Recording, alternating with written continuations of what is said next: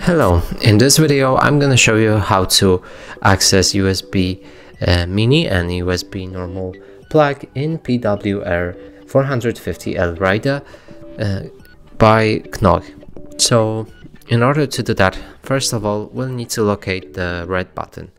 So it's right here underneath the old device.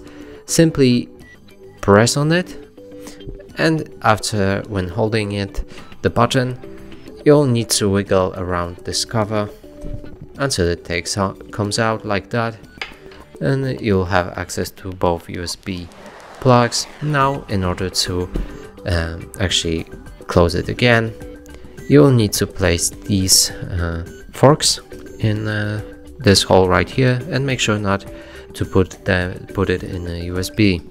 So now simply do it like that and then close it.